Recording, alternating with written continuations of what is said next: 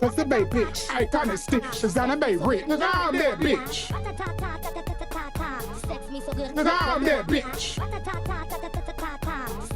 My bitch too thick. Hello. Hello,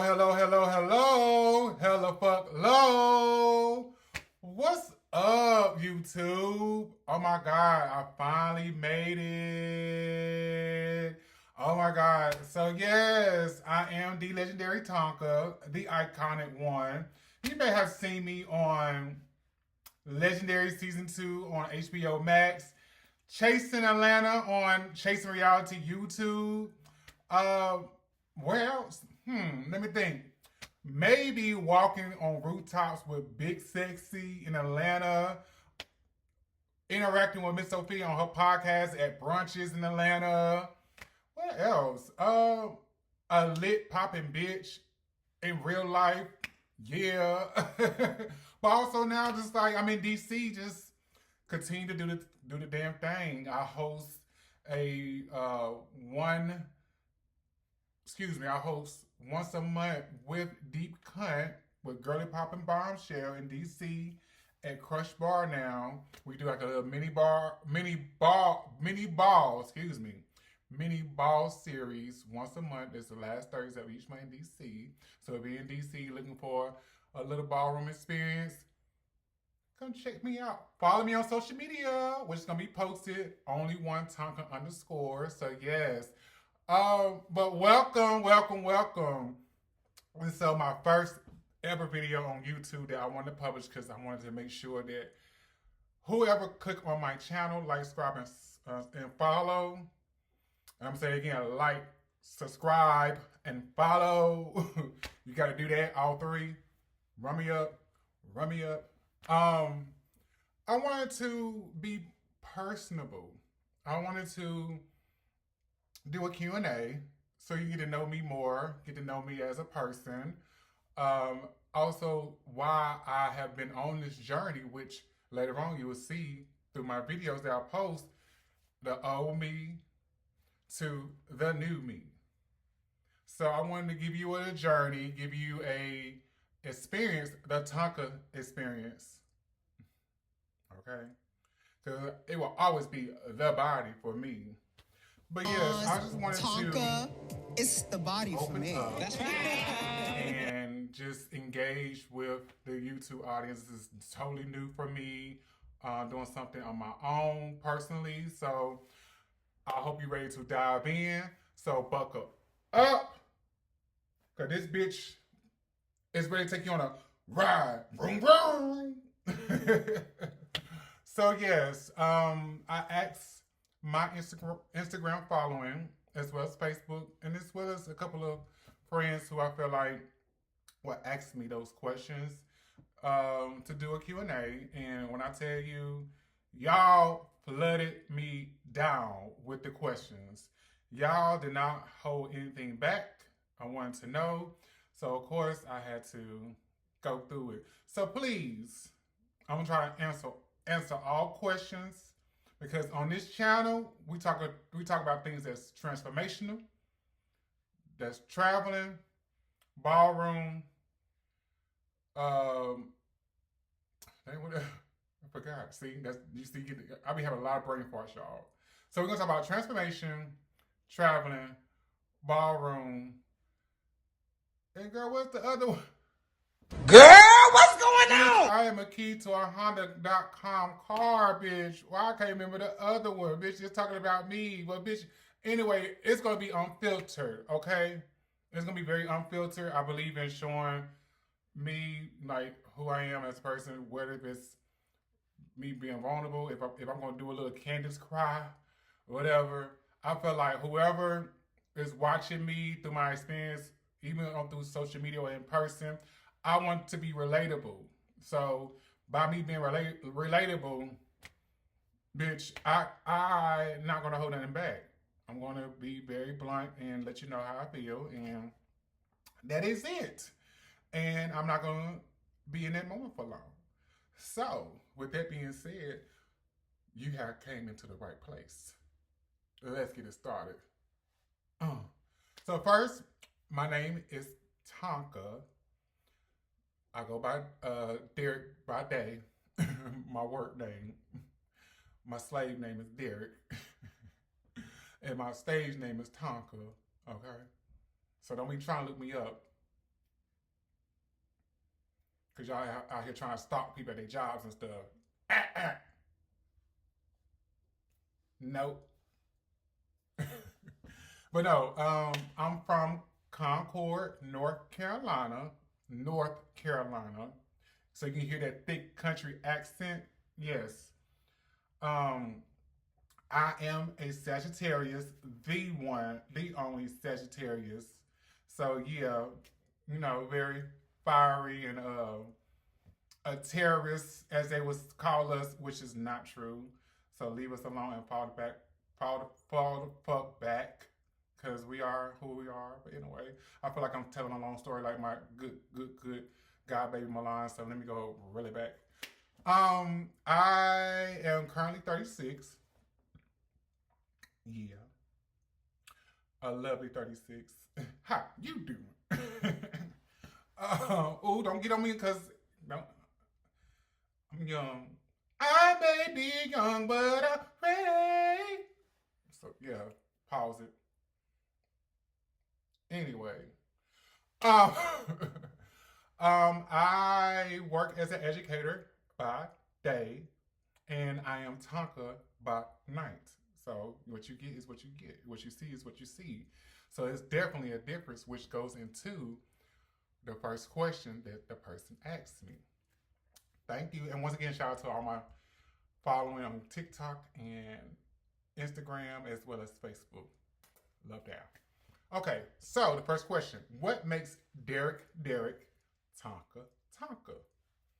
Well, Derek is reserved, family-oriented, and just want to be left alone. Just want to be left alone. Tonka is very flirting, creative, and bold, proud. Just want to do things to make people feel good about themselves because they know how it feels. So they are somebody's superhero, somebody's superpower, somebody they can feel empowered by. That's Tonka. So as you can see, Derek is more like, bitch, get your shit together, bitch. Like, rest, calm yourself down, get your your 1-2s for you. And Tonka's kind of like, I'm for the people, by the people, for everybody. I'm FUBU. But that's the difference. What part of Derek still struggles that Tonka doesn't know? That doesn't show, excuse me. What part of Derek still struggles that Tonka doesn't show? So the part that Derek struggles with is still acceptance. Because Tonka could go out there just, boom. It is what it is. I'm here, whatever. And Derek still has to find that comfortability with accepting that you are this person. And I be downplaying myself a lot. Excuse me. I be downplaying myself a lot because I don't want to seem like I'm arrogant. Because that's what they say about us Sagittarius, that we are very arrogant and know it all. So I really be just trying to downplay everything. Like, okay, yeah. But I have to just go ahead and accept it like, bitch, you're Tonka for a reason. This is why Tonka comes alive, because you're showing them that you are, and you have a way of doing it, and people can take it or they can't take it. So that is something I struggle with, is accepting that, bitch, Tonka has built this whole platform for Derek to finally just breathe and just reap the benefits. So there you go. If you can go back and only change one thing in life, what would it be and why? I don't believe in regrets, because things happen for a reason, and I wouldn't be who I am right now if I didn't learn from the lessons and to improve. However.com, I will say, when I started at North Carolina Central University, shout out to my Eagles, when I started off at North Carolina Central University, I initially was going to education. And when I was at the New School of Education building, and doing a tour, I had ran into somebody that was a junior in their program, and I was asking them questions. I was like, and you know how it is, and you know what's to look for. Like I was excited, and child, that girl said, "Honey, if you don't pass the praxis on the second or third try, they're gonna drop your degree to a liberal arts degree." I said, I ain't coming here to spend 4 years, and I can't pass the test, and y'all gonna drop me to a basically a free degree that I don't know what I'm gonna do with. I said, I ain't about to waste my time. And if anybody know me, I hate taking tests. I don't like it. It's kind of like a one and done for me. If I pass, it is what it is. Because it's a lot of pressure. You know, you're on the pressure cooker.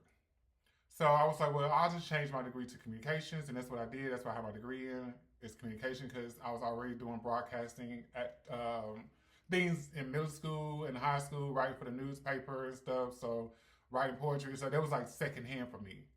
But I really wish I would have stuck with it because I'm an educator now. And if I would have stuck with it, I would be working on my doctorates to be an actual principal already. So that's the only thing I would change. But it's never too late because I'm actually going back into my master's program to finish my certification. So, yeah. How was moving from the South to DC? What was your challenges and successes? How was moving from the South to DC? What were your challenges and successes? So the South for me was very slow. Family, taking care of family, you know, just stuck. And DC for me was kind of like a place that I could feel alive, and I had something to look for each day because it was like fast paced and just different things I can do. So it was easier for me because I always operate that mentality. I never liked to feel stuck.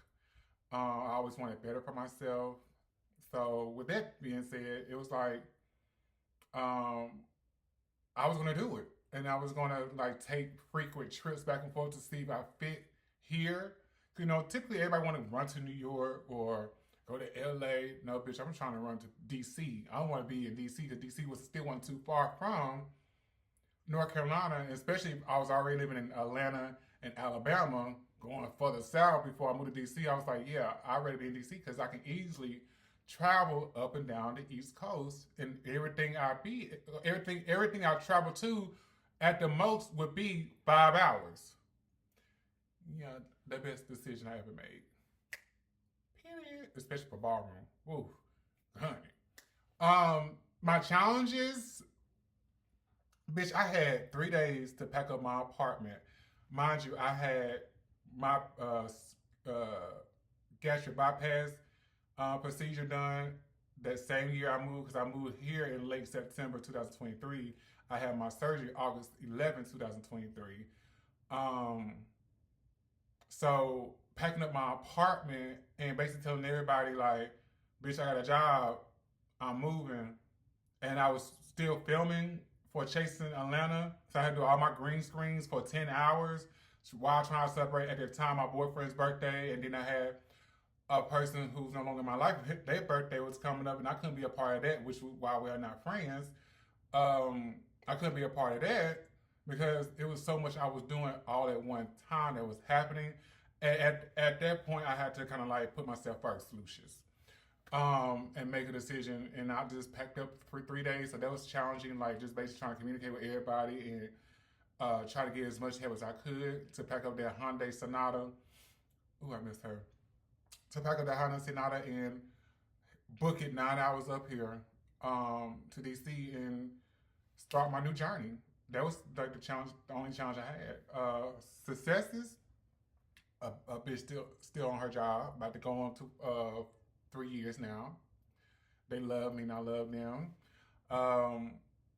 The transition of people in Ballroom, I had already had a connection, so I didn't miss out on a connection in Atlanta. It was kind of like, here it's a little bit more slow. Atlanta, it was things constantly happening. Here it's a little bit slow, which I needed anyway, to calm my ass down and to really just focus on me and the new direction I was going in. So I would say that was the successes I had and still going thus far. And also, too, I had my other surgeries that I will later talk about that was very successful up here as well. Yeah. How old were you the first time you fell in love, and do you think it would happen again? Honestly, I do not remember because I'm a hopeless romantic, and I don't remember. But it will happen again. I know it will because I love love, and any man will be very appreciative of me. Just do me right. Sorry. Had to be a key. Yeah, it's like that. How is your weight loss journey going? Hella fuck low. That's why we here, because one thing we talk about on my channel is transformation. Hello. So thank you for that question. It is going amazing. I did the work. I did what needed to be done. And although I still have my faults, because I'm still navigating through my old habits as well, because, you know, it takes time. It's going well. A bitch done lost over 265 pounds. Yeah. Do I look like it? So it's going well. Next question, Tamika. Has your transformation changed how people treat you in your everyday life outside of the ballroom? No, I want to say treat me. It's taking a minute for people to realize who I am. Of course, because you know I changed. I'm not that big, bold person anymore. You know, I'm smaller. So it's definitely like, Tonka, is that you? That, you know, it does look like, is it? And then you hear the, bitch, you look good. Oh my God, you look so fab. I mean, you look good then, but you look so fab. Oh my God. So hear that reaction, like, yeah, it's me. But also too, I have a calmer tone or a calmer presence about myself now. Not that I necessarily make myself feel smaller. As far as my presence, it's just, I just feel so, I don't know, it feels good to kind of like, I ain't gonna say it feels good to blend in because I never wanted to be a blend in type of bitch. But it kind of feels good to kind of like just be there and, you know, just not be as noticeable or, you know, just feel like people are constantly watching you. It's just feel good to be there and people just like, you see their natural reaction, you get that natural vibe from them. It's kind of like, okay. Yeah. Next question. What did losing the weight teach you about discipline versus self-worth? So it taught me that I had to cut off a lot of things that I was addicted to, as far as drinking food-wise, and how to do it in moderation, and what it was doing to my body at that time versus what it's going to do now. I really had to do a deep dive, and people don't understand, when you had that weight loss surgery, you are grieving a lot of things that cause you trauma, whether it's physical or mental, as well as deal with your triggers as to why you got to this point of your life, or there were a lot of medical issues as to why you are, you know, gaining this weight or can't lose the weight. So it's a lot to go into that. So you have to really, really, really be mentally in tune with yourself and knowing that what you're giving up is going to benefit you. And as far as versus self-worth, it increased my self-worth because I always loved myself, and I always also been transparent, you know, with things and how people feel. Like, I'm not stupid. And I might speak on it out loud because you're not going to play me because I already know what you're feeling or thinking. I can feel that, how you act or how you try to maneuver around me. So it just increased my self-worth to know that, bitch, I'm worthy, and I can continue to put in the value back in me and be even more worthy. When you look at old pictures of yourself, what do you feel? Pride, sadness, nostalgia, or something else? Child, that's a good question. So when I look at old pictures of myself, I be looking like, bitch, what was he doing? Like, what was he going through? I mean, you live a life, but like, if you can talk back to me, like, what was he doing? Sometimes I don't even recognize myself, honestly. I don't know what, I don't know. I don't feel sad. I feel very prideful because that person pushed me to be who I am now. So I have very much pride in that. As far as nostalgia, like I have memories of doing things as a bigger person that put me on the map to where I'm at now. So I'm very grateful of that. So it's bittersweet. It's kind of like, bitch, you know, you really did a lot for me, and I'm very appreciative of it. But it's kind of like, bitch, I don't know who this person is no more. That is not me. Whew, okay. What was the most mentally exhausting part of committing to multiple surgeries? It's the patience and wanting to get it done quicker, or like how soon can I heal? It's the most mentally exhausting. It's telling your body, telling yourself to like, bitch, lay down, rest, slow down, be patient. So that's the most mentally exhausting thing because you want to feel like you're regular.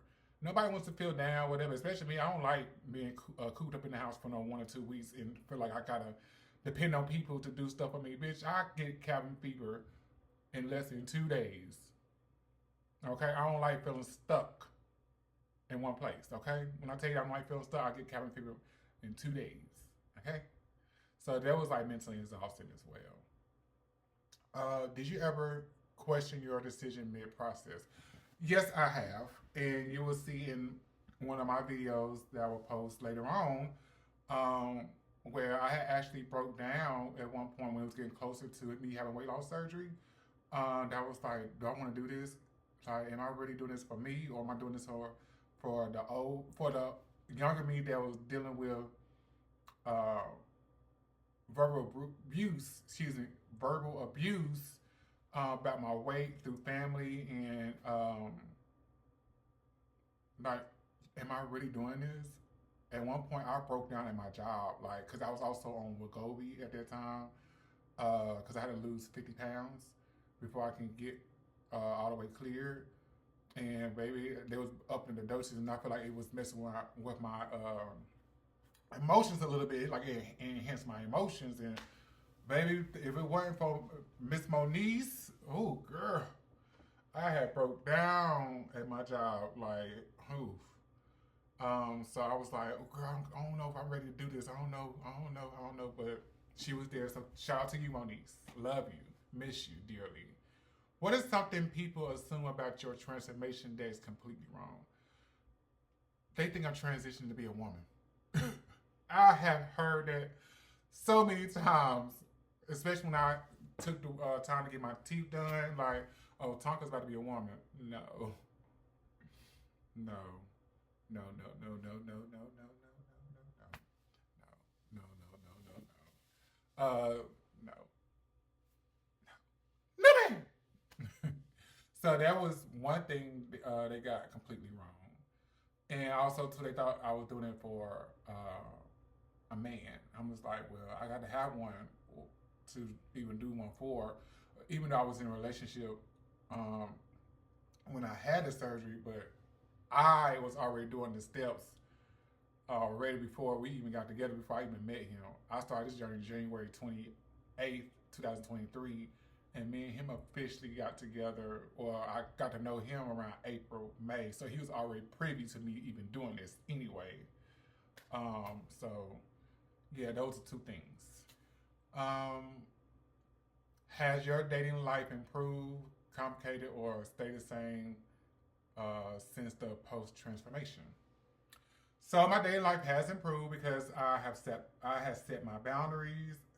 I feel more confident in what I do sexually. I am more aware of things versus before, when I was bigger, being a part of the Lush and Plus community. Shout out to Mother Lush and Plus, Mother Tony. Being part of the big boy community, we was very much fetishized about our size. You know, you have some men who like a womanly figure on a man and like that masculine face or that masculine energy. I had one man say, I just like to fuck on big boys because when they bend over, you know, it's like a moon to them. So they like, that's how like with big people in general, because I'm pretty sure plus size women go through that as well. So it was navigating through that. It's like, are y'all liking me for who I am as a person? Or are you liking me for my body and how I look and what I give, and in the realm of that? So I definitely see a difference, and it's been an increase on my end now with guys, and I'm here for it. Have you ever felt pressure to maintain your new body for public approval? No, I don't feel no pressure at all. At this point, I feel more so pressure for me because I don't want to revert to things I used to do or go back down that rabbit hole of gaining weight and getting bigger. So it's more so pressure. I mean, it's not for nobody. I didn't do this for anybody. I did it for me. So it's kind of like I had to make sure I stay on it for me, nobody else, because I was there by myself on that table. There wasn't no audience or whatever. There wasn't no cheerleading. I was there by myself, and I had a few people, i.e. my mom, my dad, my sister, and other family members, and certain friends who was waiting on me at the waiting room or who visited me when I was having my surgery. So, yeah, I didn't do it for the public eye. I did it for me. Hello? Next question, Tamika.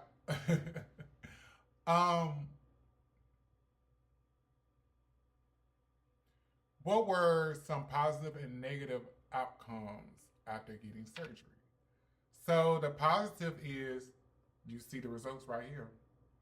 I put in the work. I followed the doctor's orders. I asked questions. I did what I needed to do, and I live for it.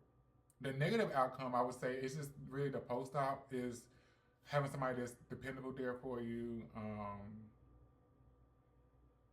Knowing mentally that this is going to be a change, it's going to be frustrating because you're used to doing things of your own,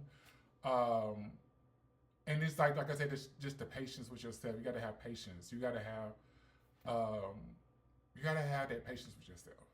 So I would say that was like the negative thing, like to see that out loud, to see yourself at that most vulnerable state, go through that. So I would say that's negative.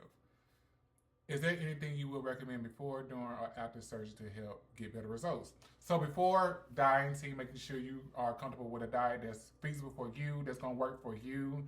You can do your research like I did. Ask questions with your doctor. That's what they're there for.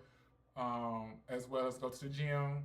Because when you have your weight loss surgery, or if you have any cosmetic surgery, you want the results to show, or build a foundation. Build a foundation to where you can get the results you want later on, and get a therapist, because you're going on a journey where you're going to have to release. What my girl said on a different word, release, relate, relax, or it's relate, relax, release. Whatever she said on a different word to Whitney, she said that. Okay, when the wig came out, shout out to Debbie Allen. That's my girl. I love Debbie Allen. But yes, a therapist, because you're going on a journey and you're going to need to be a mental warrior for your physical body. Follow the doctor's orders to a T. Report if any abnormalities happen. Report it so you can get taken care of. And afterwards, depending on what you get, follow the doctor's orders. Ask questions. Especially when you're dealing with scars. I got, scars on my arms, chest, my stomach right now. So bio oil, ooh, so country. Bio oil, scar away gel, Mederma, vitamin E oils.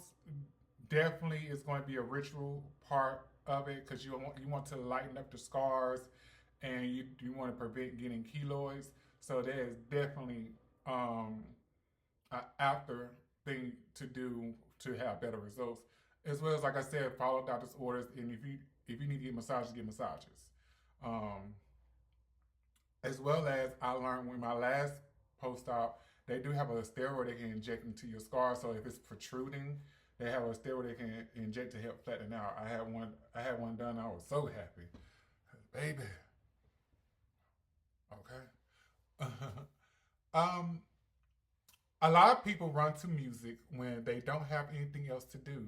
Is music something you're serious about? And what separates you from other artists? So music for me has always been in my blood. I come from a very musically inclined family. So with that being said, I got a tattoo on my arm with this boombox. Excuse my bruise on my arm. I had got my lab work done. Oof, I hate bruises. She got me good. But yeah, I have a boombox. So music for me has always been in my blood.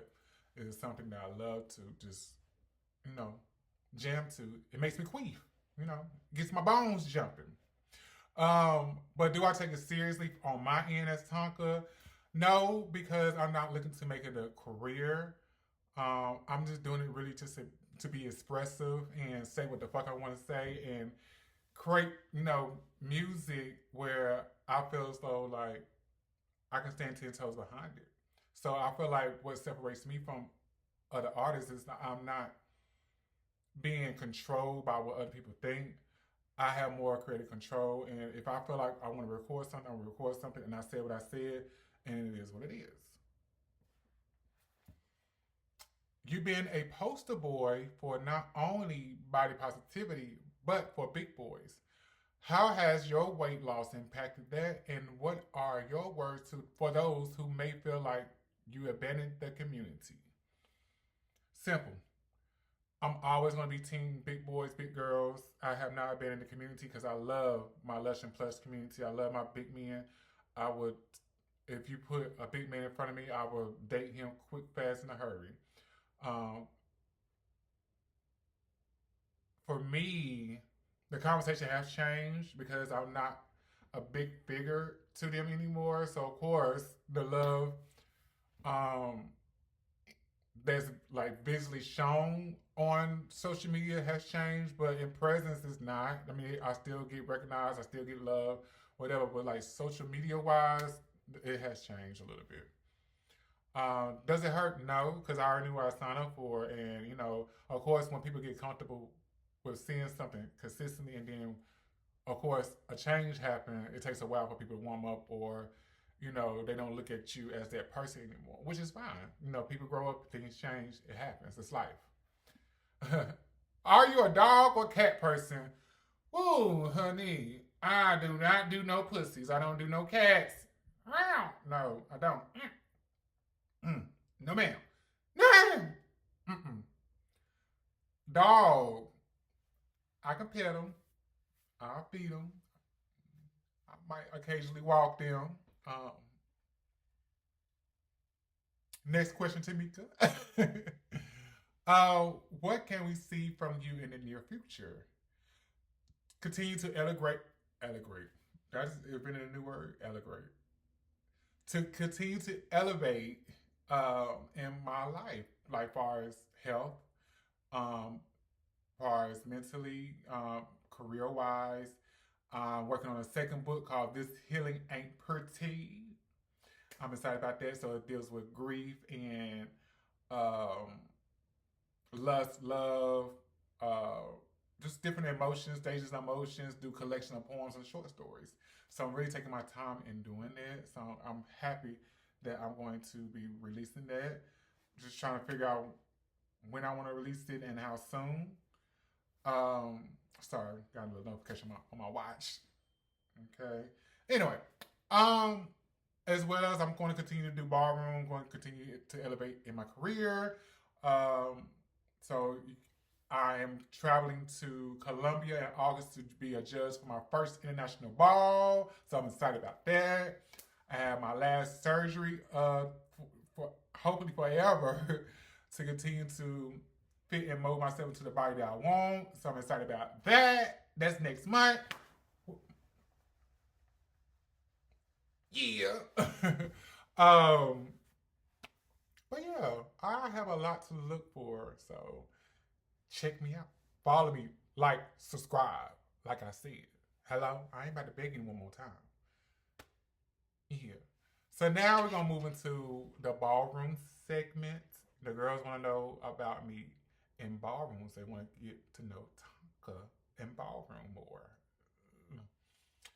All right, so let me take a sip because this is where. Whew, all right.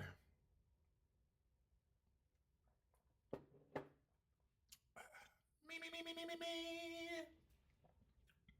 What made you fall in love with ballroom? Simple. It was different.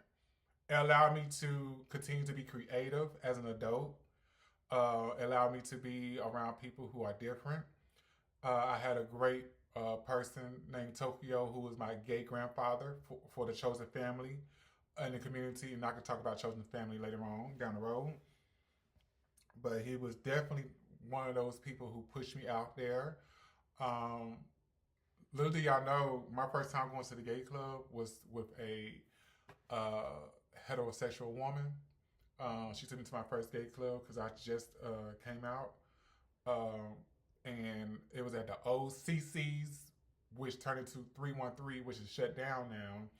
And at the end of the club, they would play these beats and stuff, and you would see people just come out doing runway and voguing. And at that time, I was already doing collegiate modeling. So she actually pushed me out there to do runway, and people's reaction was like, "Oh, okay, bitch, you better work." And I was like, "Oh, thank you. This is my first time out here." And then when I worked at Forever 21, I ended up meeting Tokyo, and he took me under his wing, and he was at that time calling me Roxy because I had this fiery personality, and took me to my first actual mini ball at Club Icon in Cary, North Carolina. The iconic club where the girls was doing the things. And I saw him vogue, and then I went out there for Virgin at the time, for Virgin Runway, and it just started from there. Like, I just went down a rabbit hole of YouTube. He was showing me the who's and who's for the runway category. He was like, "Well, grandbaby, if you like this category, look at sex sign. You get to see the men's being sexy and even the female figures." I was like, "Oh my God, this is like the gay Olympics. This is like the gay Grammys. Oh, I'm signing up for it." So I'm like doing my research and trying to figure out what's going to be my name, which is Tonka. Because baby, if I would have went with Earthquake, I don't know if they would have shaken the room still. Probably so. But anyway, I was doing my research, like who's who, like bitch, I need to figure out what I need to do. And so I just went down the rabbit hole of Ballroom, and I never came out. I feel like Alice in Wonderland, and it was wonderful ever since. What ballroom goals do you have? To continue to be a leader, to continue to be someone that is a inspiration for the runway category, as well as, just have fun. Honestly, just be there, be that presence, be that voice, be the inspiration. That's my goal for Ballroom. What was the most difficult challenge to become legendary? The most difficult challenge was, when was the right time to be deemed? Because you have people that want to deem you a little earlier.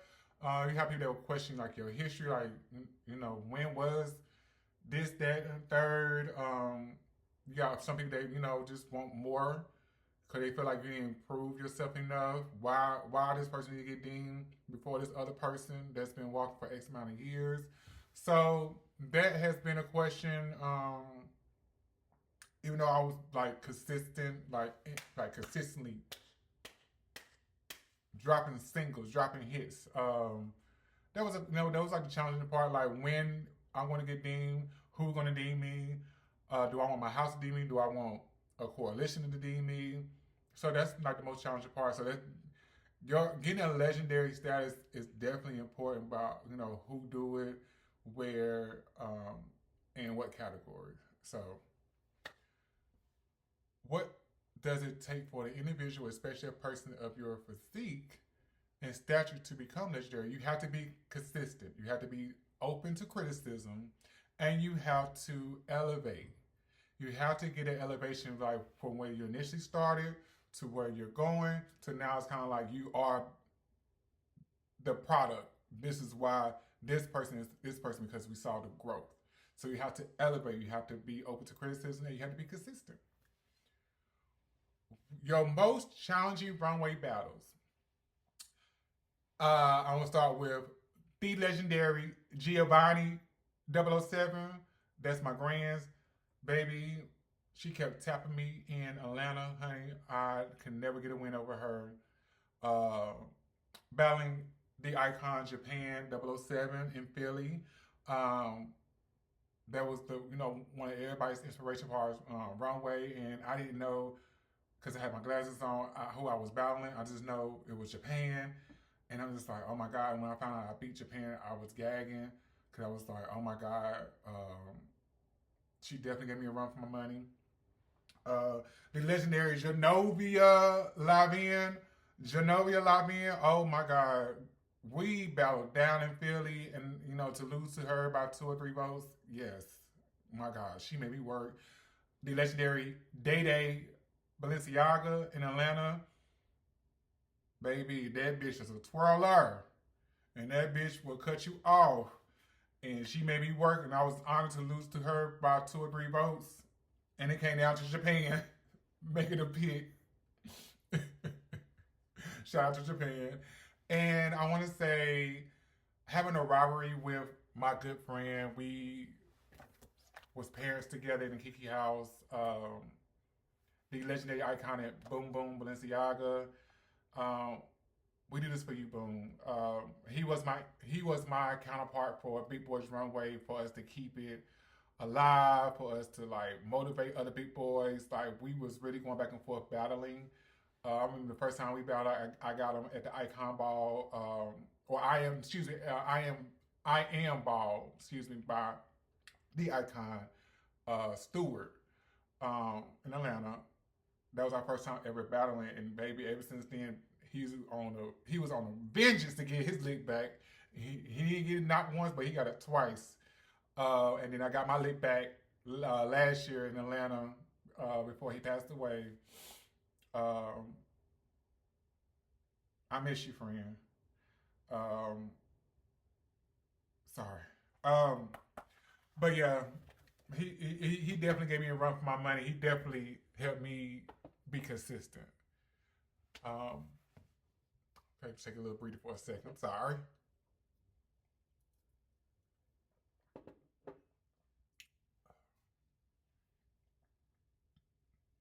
Have you ever battled someone you personally didn't like?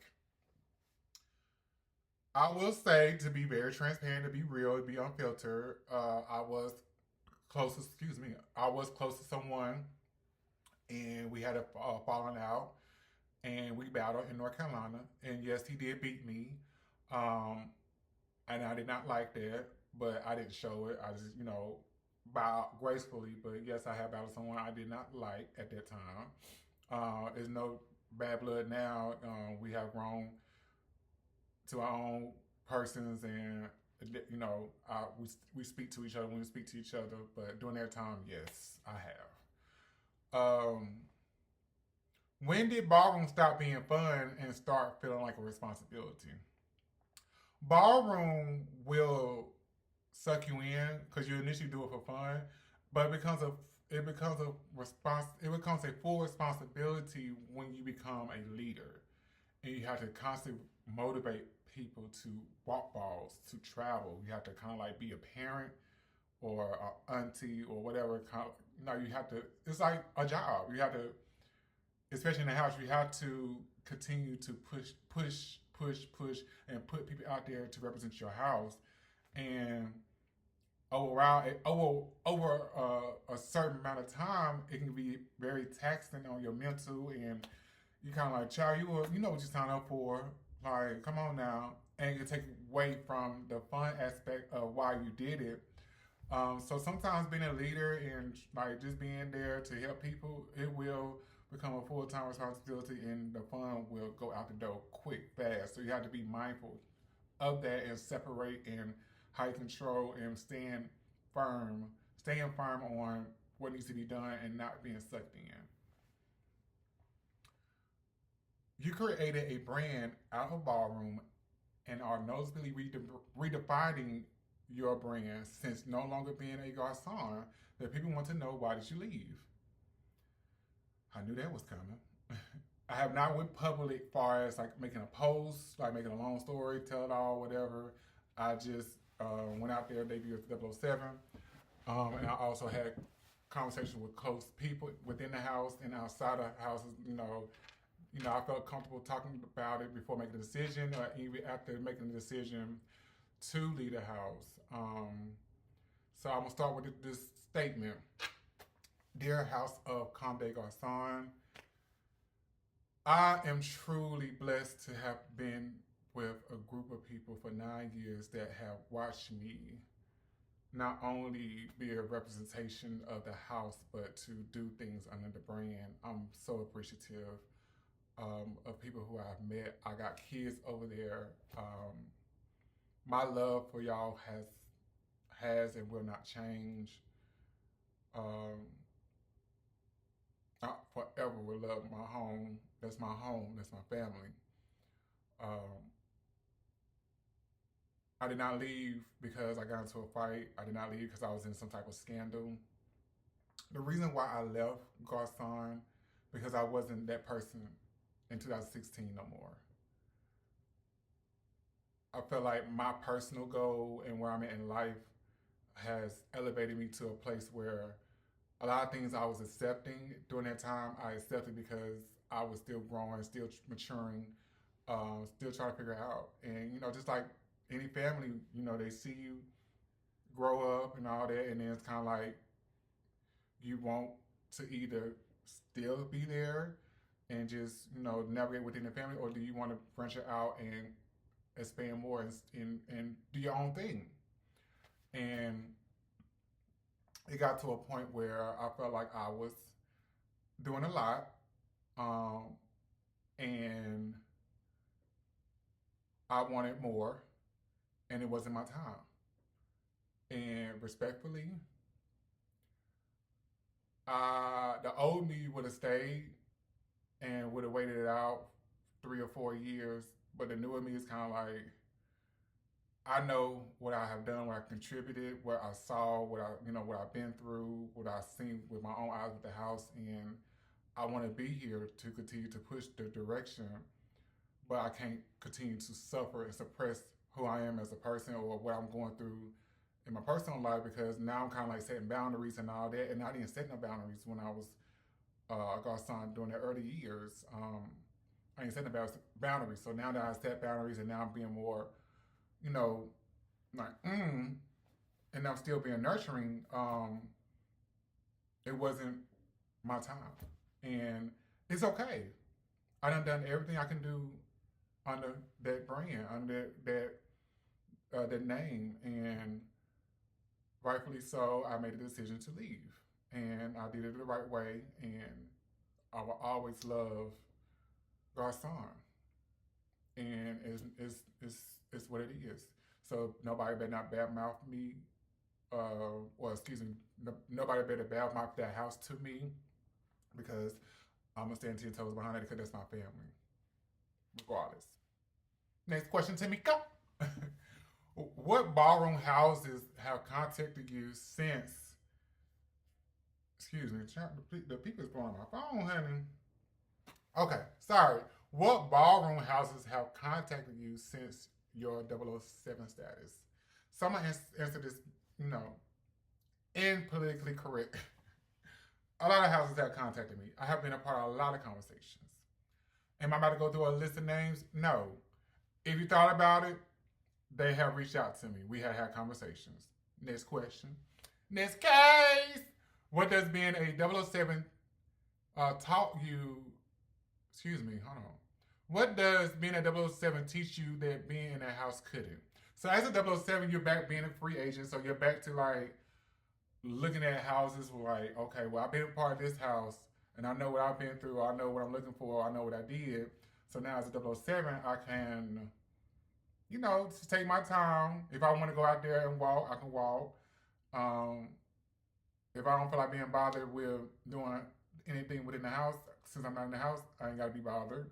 So being a 007 taught me that if and when I do get in the house, to continue to set my boundaries, knowing what I'm signing up for, and really understand the new journey I will be embarking on, and understand the people that's in that newer house when I do decide to join, what's about to happen, and how can I contribute. And do I want to continue to be a leader, or just be, you know, someone just a member and just be there, and I can just make my exit when I make my exit, and that's it. Do you feel any shade towards your old house since you left? No. It's love. When we see each other out in public, where it's clubs, at events, or a ball, I'm still there encouraging them. Like, I miss y'all. We miss each other. We hug. Even at the ball, I'm still helping them out. I was hanging out with a former house member last night to celebrate 20 years. Models Inc. Shout out to Models Inc. You celebrated 20 years. Shout out to Bang and Mother.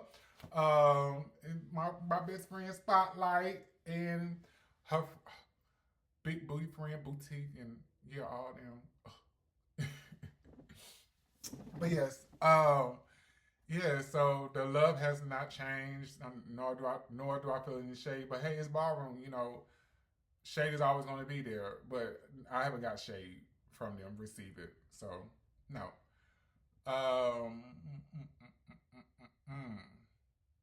Have you ever crushed on anyone in Ballroom? Are your crushes still fine now?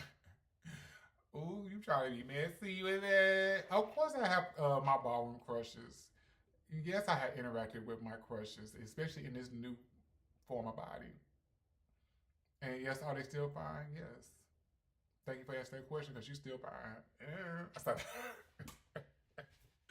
Oh, you were shady for that. I'm about to call you for that. So you want to know if if you're still my crush. That's what it is. That's what it was. All right, got you. Do you believe ballroom politics help build you or harden you? You gotta play the game. You gotta play the game. You gotta understand that the who's and who came before you, like how to elevate in the category. You just can't be, stuck up and mean and all that. You can still be yourself and still defend yourself or whatever. But it's like working a job. Like, you got to understand what role people play and what power people have, and how can you navigate through that. So it definitely built me to understand ballroom politics, as well as how do I navigate through them. What legacy do you want attached to your name when Ballroom speaks about you 10 years from now? Speak of me being consistent. Speak of me being an inspiration to the category. Speak of me being a leader. Speak of me being an advocate for people who are different, whether you're GNC, body positivity. Just speak my name loud that, bitch, I'm here and I never left. And lastly, what advice would you give the young LGBTQIA, question mark, exclamation point, LGBTQ youth about coming up in Ballroom? Do your research. Take your time. Understand the category that you want to do. It's okay to say no. And be financially responsible. So that concludes the Ballroom segment. I'm about to take me a breather, honey. I need to, because these questions for Chasing Atlanta, baby, y'all about to carry.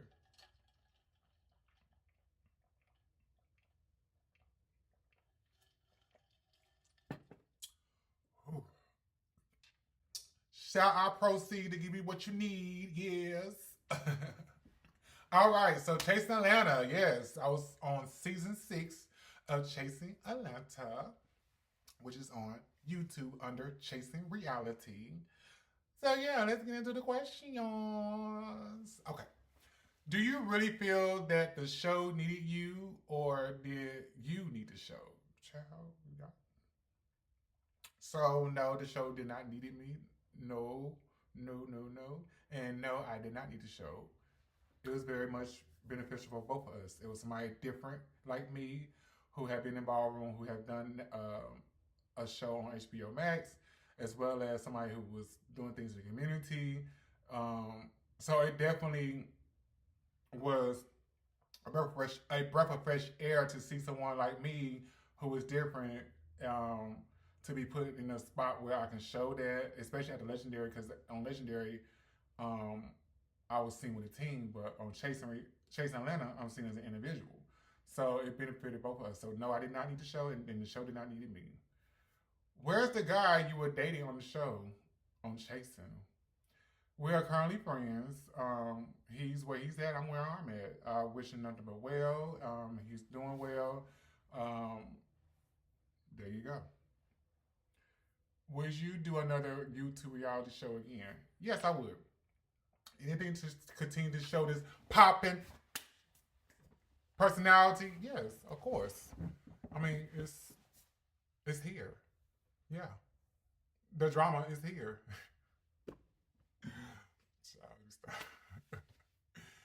You are on a reality show where you allow the public to witness your relationship.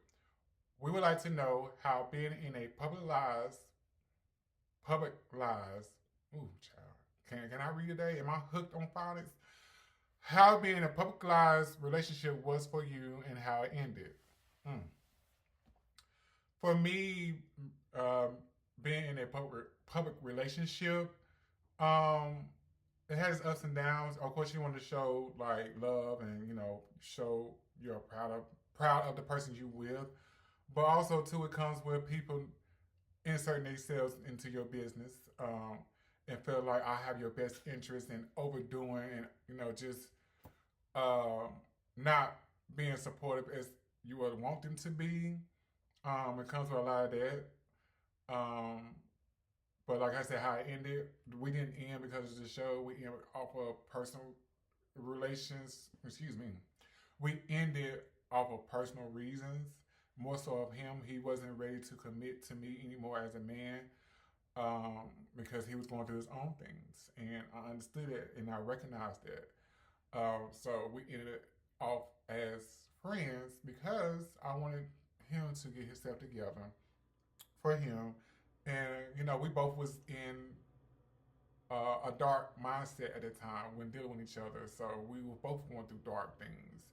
And, it wasn't beneficial to both of us, especially you can't give, the best while fighting because you're fighting yourself. During the season, did you feel like you love yourself enough or were you looking for someone to complete that void? During the season, did you feel like you loved yourself enough, or were you looking for someone to complete that void? Bitch, I always loved me. I always loved me. I didn't need to have nobody to fill no void. Regardless, I was going to love on me. I wouldn't be who I am now if I didn't love myself because, trust and believe me, I would have been way, way worse than where I am now. And I'm not even worse. I'm in a good headspace. Loving on me made me who I am now and pushed me to do things that I never thought I would do, and I'm glad I did and very appreciative of that. So I didn't need no one to complete me or anything because regardless, God loved me and God made me who I am today and continue to be the person I am today. Yeah. Sorry.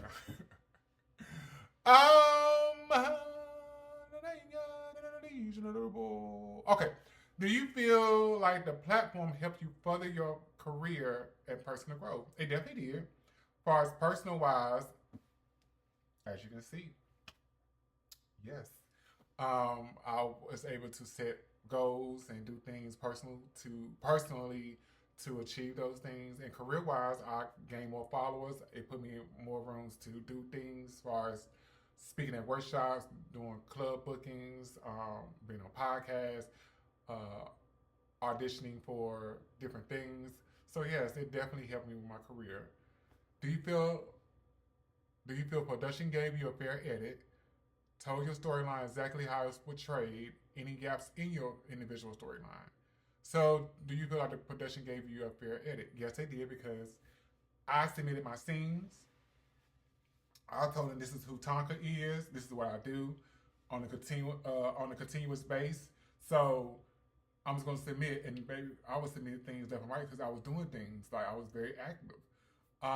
So I produced my own story, and I submitted it, and Dario and production followed along with that. So yes, it was a fair edit because it's what I submitted. It wasn't something that they created. It's what I submitted. Did they tell your storyline exactly how it's portrayed? Yeah. Like I said, once again, I submitted my scenes. I submitted what I wanted to be filmed. and who was the key factors of that. I didn't have to give no script to anybody. It was very raw and unfiltered, as you can see. Go back to season 6.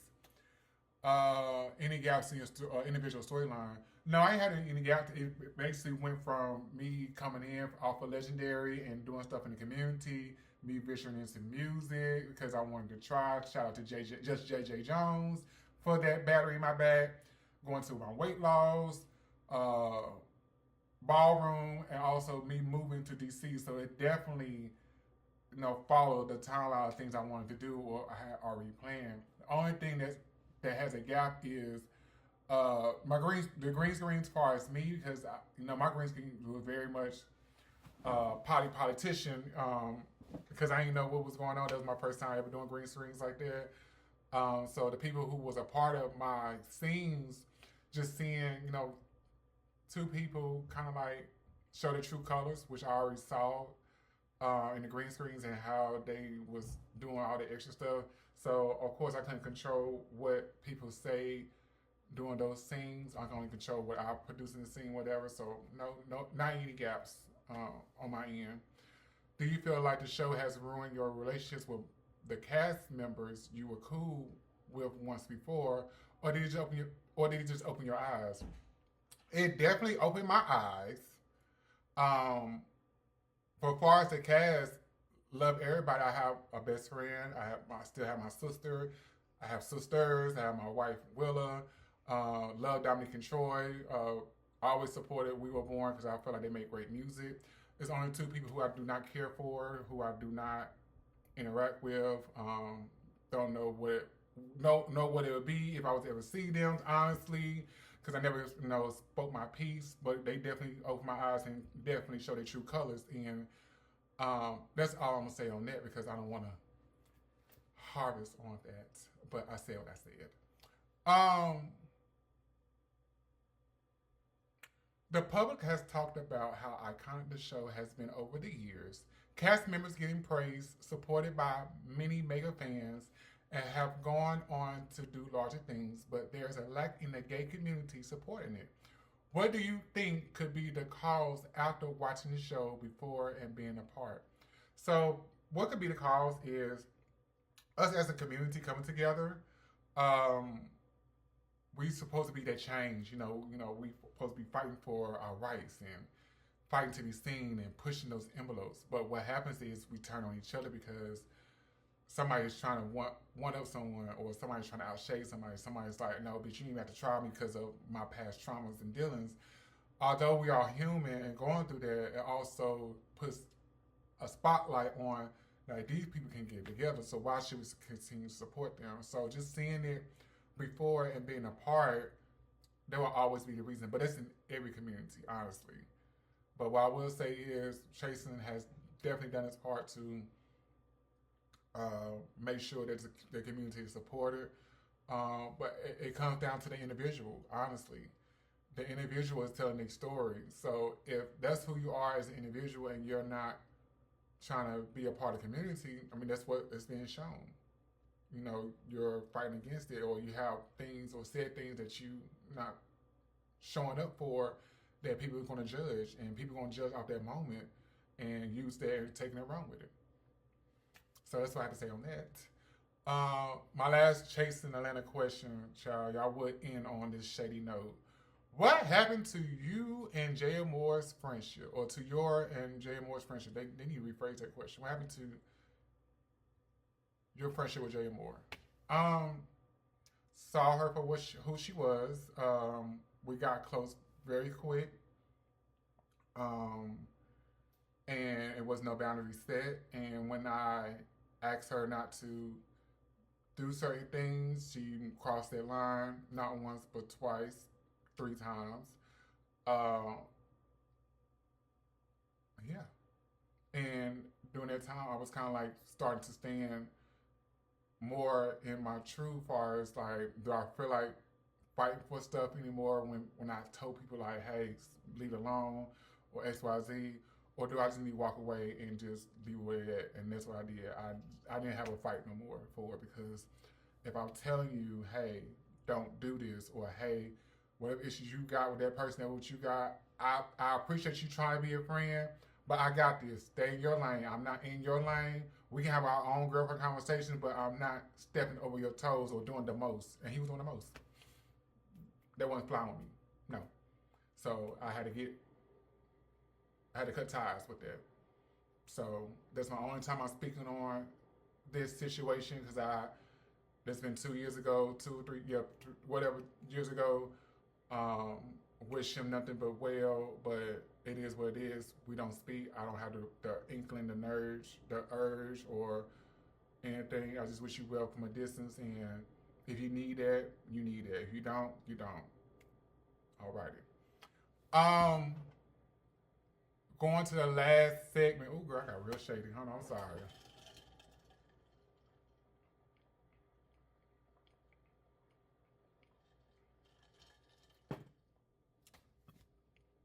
Sorry. All right. Ooh, okay. Y'all went in with Legendary because y'all want to know how my season was on season 2. Legendary on HBO Max. I hate that it's not on there no more, and you have to sneak and find on streaming platforms to even watch the show anymore. Sad. Tears, tears, tears. Sorrows, sorrows, sorrows. Legendary, okay. When you first found out that you and your house were officially casted on Legendary Season 2, what was your immediate emotional reaction, and what did that moment represent for you personally? So my immediate reaction was like, bitch, I was at work. I was like, oh my God, bitch, I'm about to be on TV. Oh my God. And then it's like, oh, bitch, they about to see everything of me. They're going to see this big back, and they're going to judge me boot. But bitch, if you're going to do it, do it. Because at that time, when I was going through the interview process, I had a conversation with the founder, Shannon Garcon, and I doubted myself. I was like, child, they ain't going to pick me because I'm big, and, you know, I don't Vogue, and, you know, I just don't want to. I was thinking about the house. I didn't want to be an embarrassment to the house. I was literally thinking about the house. It was more so me thinking about the house more than me. I really went on the show for the house to show like how Garcon made me feel as a big person, and I wanted the world to see like I'm in a house that made me feel like, okay, I created my own lane, and they supported it. So to have that conversation with Shannon, he was like, if you was going to say all this, why did you apply? And when he said, I was like, oh, okay, got me together. He said, you built your name off of this and all that, like, Tonka, like, stop. Like, if you don't want to do it, just say you don't want to do it. But if you're going to do it, you better, like, Shannon gave it to me. And I'm appreciative of that conversation. So appreciative. So shout out to you, Shannon. That moment represented for me personally, like, it was like, I'm going to be the first big boy on this show to really showcase what Ballroom is to me, and how can I show who I am creatively and what this personality is. Yeah. When you think about your time on Legendary, do you feel fulfilled or unfinished? Both. I feel fulfilled because I was seen. And I was able to be around people and celebrities and Hollywood.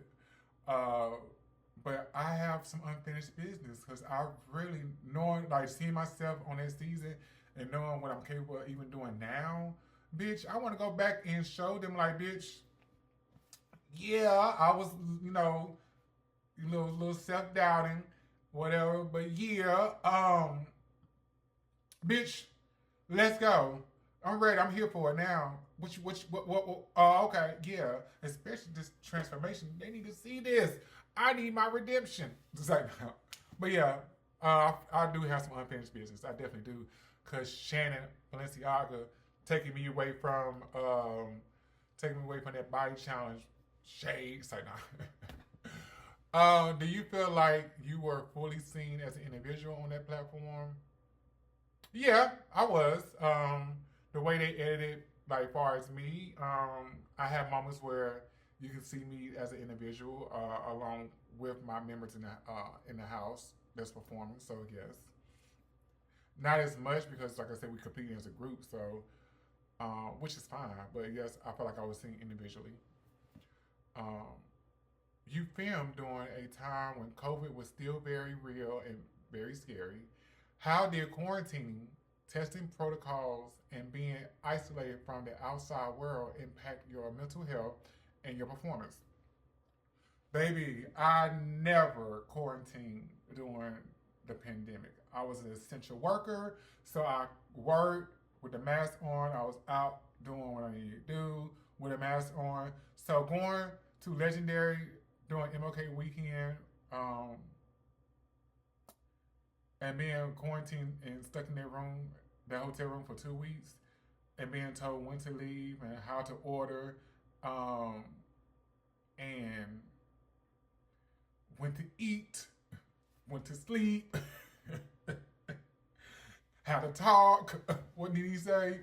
But yeah, it was taxing mentally, and especially when Egypt was going through the loss of her brother. That was like very traumatic. We couldn't. I remember, knock on the door, and she had to ask production, could she hug us? We had, of course, they had to prep us and had to put. I'm about to cry. Oh my god. Oh my god. That was very, very, very, very, very hard. Because we really couldn't console her like we wanted to as a group, and for her to like act like that and to knock on the door. I love you, Egypt, and I know how hard it was for you. I know how hard it was for you. But it was mentally taxing. I literally felt like Ashanti in the Rain on Me video, going to my window pane when it was raining, and all you see is desert and the water, the rain just hitting the window, and baby, I'm sitting at the window, rain on me, Lord, won't you take this pain from me? I'm sitting there in my own delusional ass world. But yes, that was a time. Sorry, I had to brighten up the mood. Reality competition shows can be mentally intense, especially when you're cut off from your normal support system and bound by NDAs. Did the environment ever challenge your sense of self or mental strength, and how did you cope week after week? So it definitely was mentally taxing. I like to say mentally taxing because, baby, you have to pay the price for things that you put yourself into or getting yourself into.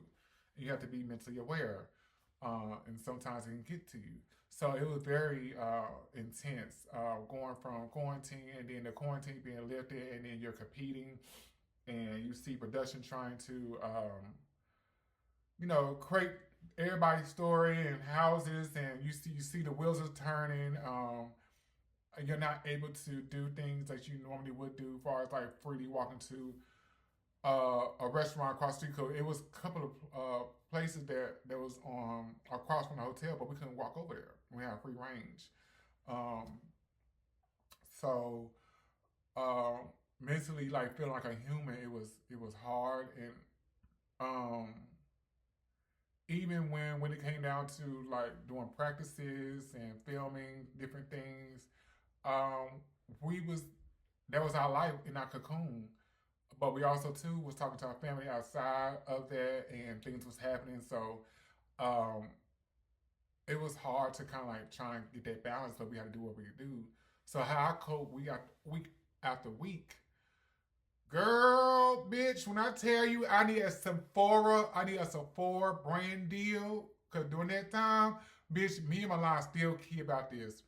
I was Sephoring. I mean, I ain't being the word. I was Sephoring my facial products, my makeup, and everything from DoorDash, whatever, who was sending it to me. Baby, I was getting Sephora week after week after week after week. Bus, club, another bus, another club, another bus, cab, plane, Sephora. Bitch, Malone like, bitch, how much skincare do you want, bitch? They paying us good, bitch. I'm about to capitalize on this. Bitch, I had the new facial brush, the new creams, bitch. I was in there because that was my way of feeling normal because I wanted good skin, bitch. I was getting into makeup through Milan. Shout out to Milan. So how to really put makeup on my face and stuff. So I was invested, and so that turned into like a small addiction to kind of like separate myself from what was going on. And also music. Stasha was a part of her ritual was to play gospel music, and it became mine. Shout out to you, Stasha, as well. But yes, that was how I coped week by week was Sephora and that music that Stasha would play. When the episodes aired, was there anything you saw that surprised you? Moments that were edited differently than how they actually happened? What is something viewers may not recognize about how production shapes the narrative? Okay, so I will speak on this. So the praises that the judges would give certain houses, it was very mixing. You can tell production was in their ear. It was very noticeable. It was very mixy. So me catching on, I knew like, okay, girl, either they feel for us or they don't. So their reaction don't take it far as like personal or whatever. So their reaction to certain performances, of course, y'all as viewers saw like certain houses did better than us. And I'm not taking away from that. I only can be accountable and hold my team for what we did. We went out there full force with what we knew what to do and how we did it, and we came together with our individual strengths, and we made what we can do magic for us. So production was definitely trying to create a narrative when it came down to telling certain houses stories. I.e., we was a bloodline. You have Balenciaga, Mugler, and Garcon. Hello. So who doesn't want to see the battle of the three houses at the end that came from one house, which was Mugler? So that was very evident to the ballroom community. Now for the audience, you might not know the background, but that was very evident.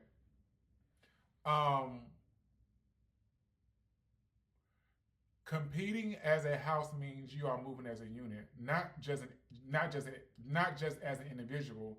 How did the group dynamic strengthen you, and were there any behind the scenes tensions that people did not see? So, competing as a house means you are moving as a unit, not just as an individual. How did the group dynamic strengthen you, and were there any behind the scenes tensions that people did not see?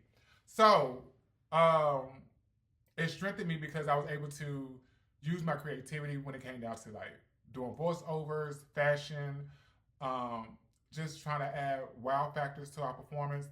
That was me. Now, the Vogan,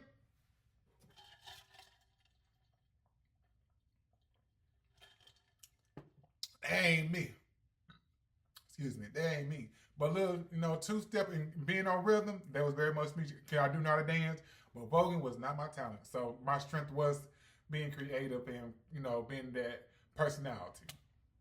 Was there any behind the scenes tension that people did not see?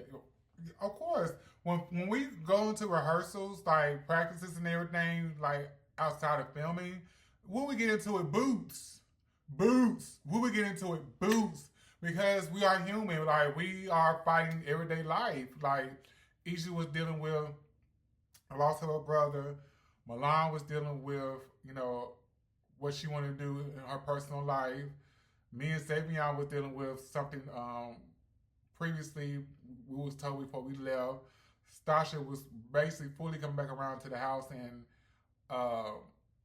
and being, more involved off of, things that she wanted to separate herself from and focus on, i.e. she was Miss Continental, so her focus was on that, and she got it, so it's kind of like she was doing that, now she's back in the full fold, so it was tension because we was literally thrown together, and we had to make fetch happen. And baby, we would get into arguments, boots. I'll never forget that. It was one time we couldn't get our shit together, and Stasha in the corner with her glasses on left practice, and she said, "Y'all get together and let me know when to come back." And it was like, well, okay, all righty. Looking back, what were the biggest? Excuse me. Looking back, what were the biggest positives of being on reality TV? Did it open doors, shift your visibility, or change how you see your career? The positives of being on reality TV was you get to see me as a person, as a human, navigate through different challenges, and just showing who I am as a person. I really loved it. Did it open doors, show my visibility? Yes, it did. It definitely opened doors, and I'm so grateful for it. Did it change my career, how I see my career? Like, personal wise, like, yes, I wanted to do more. I was like, now that people have been receptive to me, I wanted to continue to be that person for them. On the flip side, what are some of the less glamorous parts of being on a reality show that people do not talk about enough? Your mental health. When you are being recorded, it's in that moment. And to see it play back, people don't understand, like, okay, I am a regular person. I do go through things. So people judge you off that moment, what they see, and have so many opinions, whatever. But they don't understand, like, okay, what was the build-up behind that? Like, what did you do afterwards? So you kind of like have to continuously talk about, like, girl, I've been through that, but this is how I got out of it. Or I understand, I take accountability for what I did, but I'm no longer in that space. So it's kind of like you have to prepare yourself for that, and like it's a mental struggle.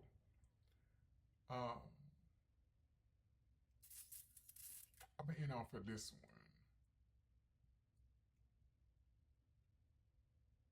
one. Okay, seeing that you are no longer part of Garcon, what is your true and honest opinion of your time with them on Legendary? It would never change what we went through. When we went through together, and nobody would ever replace how I feel about them. We stuck it out. We love on each other. We've been through so much, and I'm very appreciative of them. I have taken little small doses of them, which help empower me. Little did they know. So I would never take that for granted. I'm so honored to be a part of that team, that unit. I'm so honored. So shout out to Savion. Love you. Love you. Shout out to Egypt. Love you. Shout out to Milan. Love you. Shout out to Stasha. Love you. I would never take that moment for granted. My time with them. What was your honest opinion when Simone T-Sheet 007 said that the other houses, including yours, weren't supposed to be safe? Baby, when I tell you there was a moment itself to see it happen in real time, baby, she made a moment with Law. But as that was happening, she said what she said. Bitch, I didn't give a fuck. Bitch, y'all on stage battling it out. So, ha ha, he he. Bitch, we back here comfortable. Figure it out. If y'all back next week, bitch, we in trouble. If not, bye to the loo. Out the door you go, ho. Cause bitch, I was happy we was staying another week. So it is what it is. I love down. But shout out to the House of T-Shirt, because they did their shit. That was shade. They did their shit, and bitch, they knew they was the shit. And they did that. They did that one. I'm going to end on this one with this question. Now that you have had time and distance from the experience, how did being on Legendary change you as an artist, as a competitor, and as a person? It changed me as an artist because I'm putting more work into what I'm doing, what I produce, and what I put out, and how I want to be seen. As a competitor, like, it made me want to do more reality competition shows, which I did. I did the Elite Battle ATL, which is on YouTube. the Elite Battle ATL. I'm the winner of that. So also too, I'm auditioning to be on more reality competition shows. So as a competitor, I want to compete and see how far I can go. And as a person, it pushed me on a journey where I was able to go through my weight loss journey successfully and invest more into what I want to do personally. So I'm forever grateful for Legendary. So on that note, thank y'all for tuning in to my Q&A segment. This is my first video. And for those who stuck around, I'm very appreciative. I know it's a lot. You could be skipping and scheming, through the video to try to find out the tea or whatever. I am the tea. But thank you. I am signing off so your girl can get ready for these badass kids tomorrow. I love my kids. But yes, love on yourself. Be yourself. Don't do it for nobody else. Follow me. Subscribe. Repost. Come back and subscribe.